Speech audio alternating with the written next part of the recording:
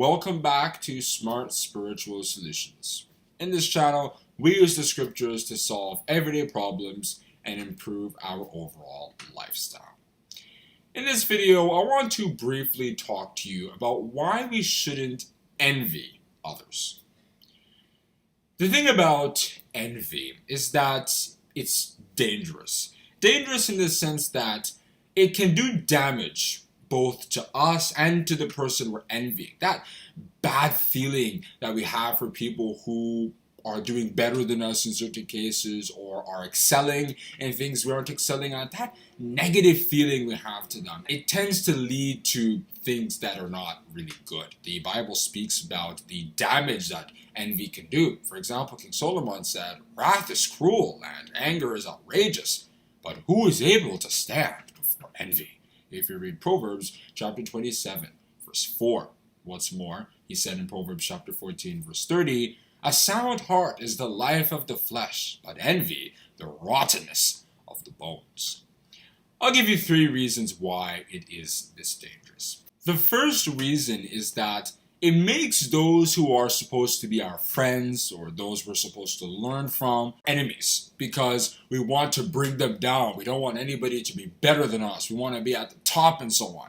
Envy can do that to us. And then all of a sudden, rather than learning from those people, we begin to target them and attack them and make sure that they are not able to excel anymore. So envy tends to give us those feelings. And if you look at Acts chapter 13, verses 42 to 48, you can see that the Jews envied the way the Gentiles were gathering together to hear the gospel. They were like, "Oh, no, God is only for us. No one else can worship God except us." So then when they saw Gentiles hearing the truth and liking it, they felt envious, and then they wanted to scatter the crowd that came to hear Paul and Barnabas. So envy can drive us to, hate people who are genuine and just want to live good lives. Envy just makes us want to hate them all of a sudden.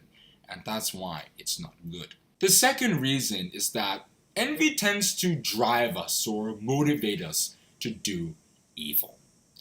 If you look at Genesis chapter 37, verses 3 to 32, you can see that the brothers of Joseph envied Joseph because of the way Jacob loved him and gave him that special garment and all the other special care he got. They envied him. They didn't like it and say, "Oh, maybe there's something good about Joseph that we can learn from or something." No, they envied him. And so that was what made them to throw Joseph into a pit, which obviously wasn't a good thing. You can also see that Cain killed Abel out of envy because God liked Abel's sacrifice and didn't like Cain's sacrifice, which was genuine because Abel gave a good sacrifice, the firstlings of his flock, but that Cain gave a worthless sacrifice. Envy can drive us to do those things. And that's why James said, "But if ye have bitter envying and strife in your hearts, glory not, and lie not against the truth.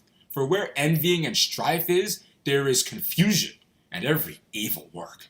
Read James chapter 3, verses 14 and 16. The final reason why we shouldn't be envious is because at the end of the day, we don't really gain anything. We actually lose. As it was stated in the book of Job, "For wrath killeth the foolish man, and envy slayeth the silly one." If you read Job chapter 5, verse 2.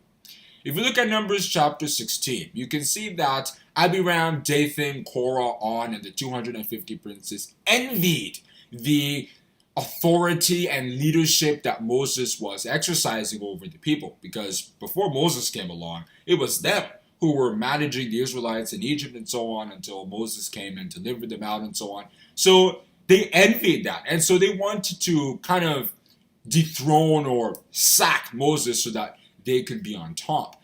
But if you look at how it all ended, Moses was still there. He took them through and they fell into a hole that God created for them in the earth. So we can see that it doesn't really have a good end. And combined with the other reasons, we can see that envy isn't really the best thing that we should have. Now, let's say we're facing these kinds of problems.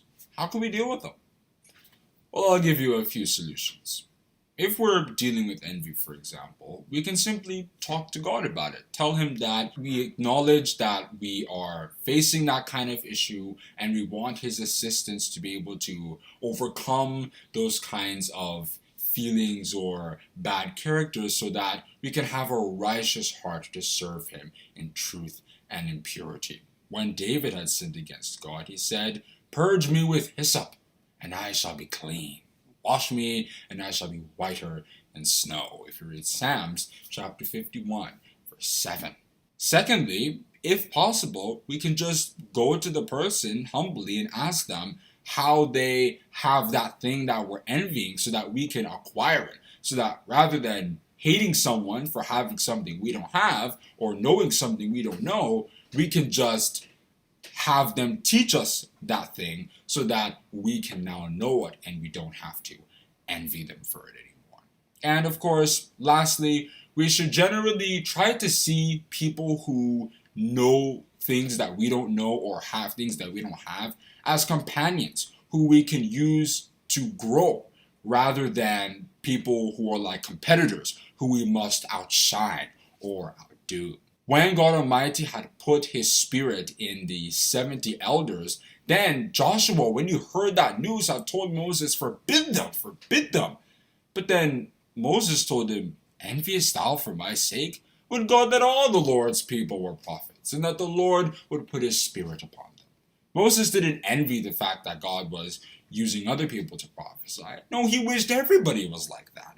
And so if we want to overcome envy, then we should also kind of develop those same feelings of liking it when other people succeed, wishing people well, and looking for people who are better than us or who are excelling so that we can also learn from them and excel too. So, if you enjoyed this video, give it a like and don't forget to subscribe and hit the notification bell so that you will be notified when we come back with another video. Have a good day and God bless you.